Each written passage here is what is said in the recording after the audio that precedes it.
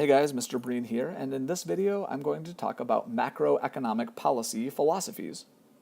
A lot of this is it's a broad sketch, so it's not exact, again, but for a very, very long time we had an outlook on the economy, or economists did, that is now called classical economics, okay? And of course they didn't call it classical economics when most people believed that, because it was just contemporary economics.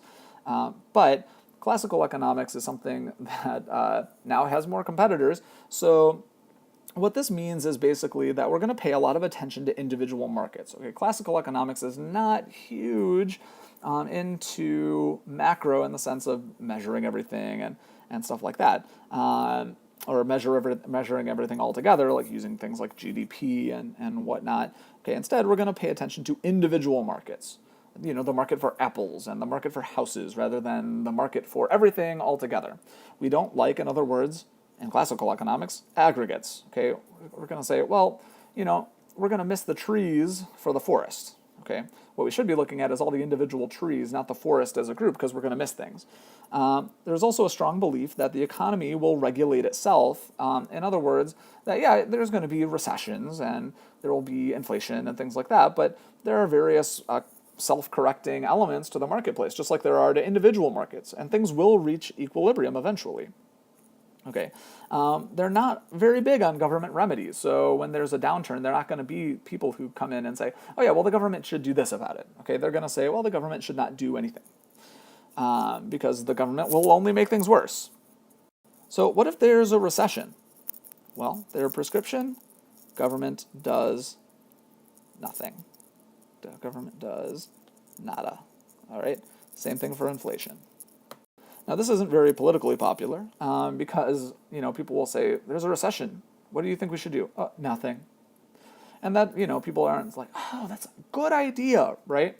Of course they don't mean that nothing should be done. They just mean government shouldn't do it, right? Maybe people on the ground should take action to improve their situation.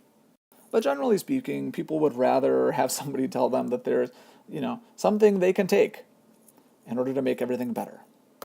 But classical economists, they don't do that. So enter Keynesian economics, and this is named after a very famous, justly famous economist, John Maynard, whoops, that's a Y, Maynard Keynes, English guy, really brilliant guy, Lord Keynes, if you will, because he was a peer, in fact, Lord Keynes. For him, the problem of economic downturns is that consumer spending is low. In other words, we have aggregate demand, aggregate supply, price level, and GDP. And actually what's going on here is that aggregate demand is too low.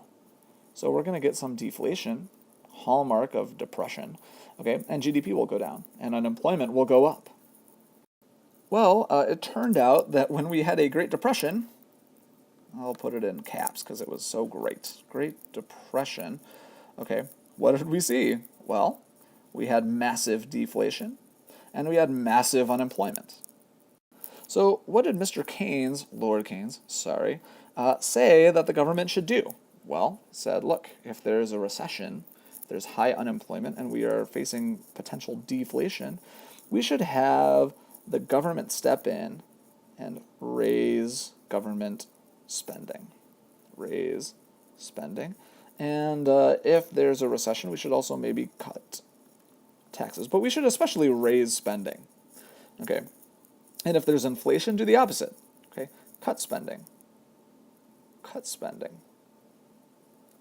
Possibly raise taxes.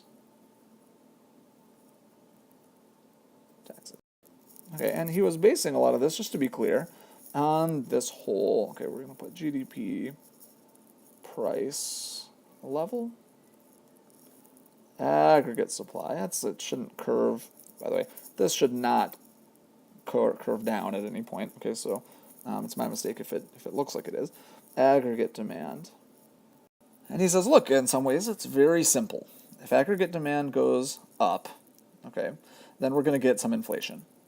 And if aggregate demand goes down, we're going to have deflation potentially and unemployment for sure. And So what we really need to do, and aggregate supply, this doesn't really change except in the long term. And a famous quote, and I don't think he really meant it in this way, the way he's sort of made fun of for, but in the long run, we're all dead. So if aggregate demand is too low, that's where your depressions come from, then how do we raise it? Well, we have to increase spending somehow. Okay, so what was the solution? How do you get spending to go up? Well, what he says is, all right, look, aggregate demand goes down for a reason. It's because households, maybe people just get scared that there's going to be a recession, or maybe there's a bit of a recession. Now people freak out and they don't spend as much as they used to. Instead, they save money.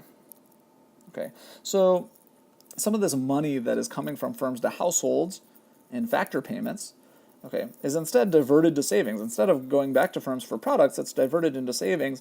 And so when people aren't spending as much, firms lay off some people or reduce, why not reduce salaries, since it's not really a done thing. You don't do that, right? You don't say, well, we're going to give you a pay cut, right? Not usually. So firms lay some people off. And because some people got laid off, households get even more freaked out and save more money and buy fewer products. And this cycle sort of repeats itself. And so savings ends up becoming the cause of a depression or a recession. Okay, this is often referred to as the paradox of thrift. The paradox of thrift. We know savings is important for long-term growth, but too much savings could stunt short-term growth or cause short-term recession or depression. So who's going to step in and spend more?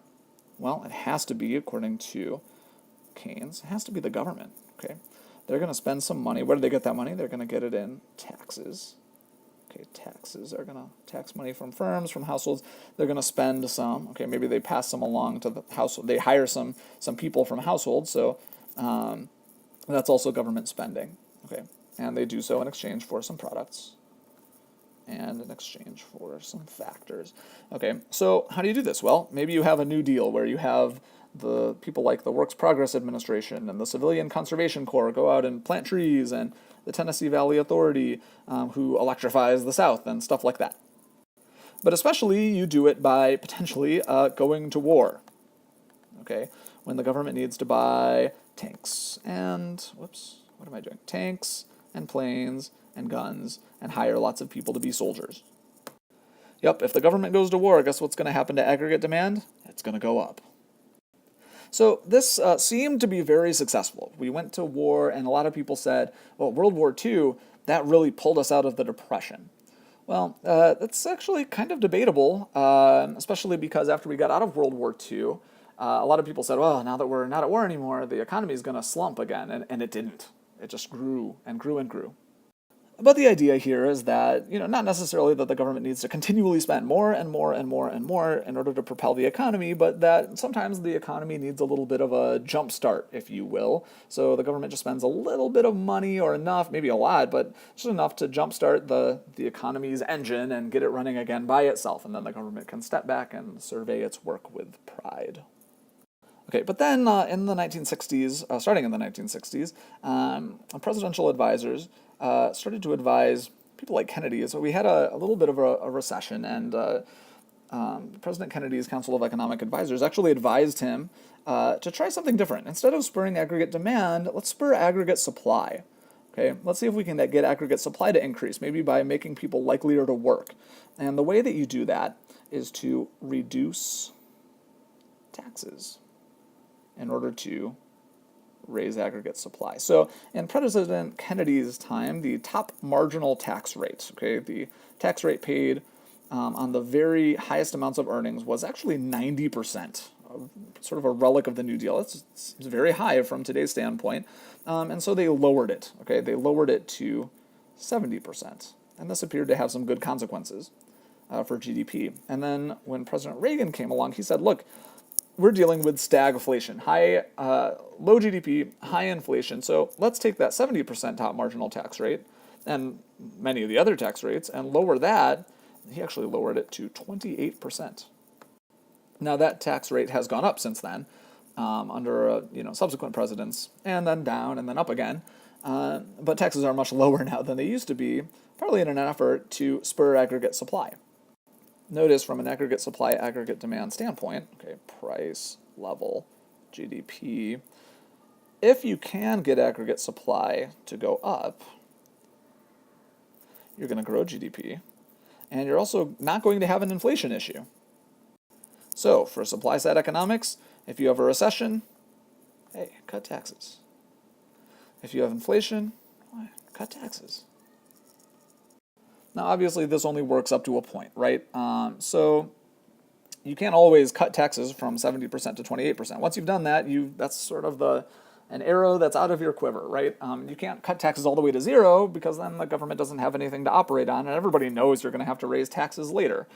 So it has its limits, right? But certainly, at some point, your taxes are probably just too high and might actually be sort of snuffing out potential production. Finally, there's monetarism. And here again, I have to stress that this is a very brief, very rough sketch. Okay, but monetarism, a lot of people think of Milton Friedman, famous University of Chicago economist who won a Nobel Prize in economics.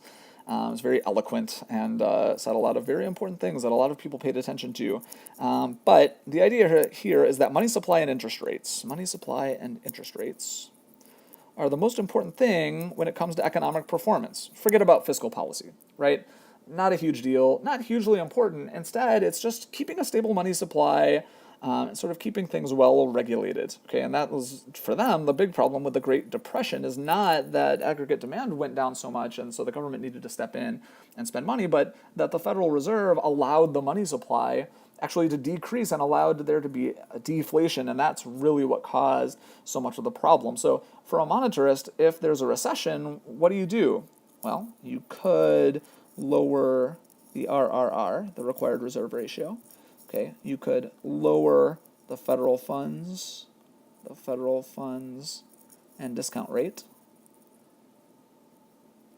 or you could have the Federal Reserve buy U.S. Treasury bonds on the open market. And if there's inflation, then you could do the opposite. You could raise the RRR, again, changing the required reserve ratio, not a favored option. You could raise the federal funds and discount ratios, and you could also sell bonds.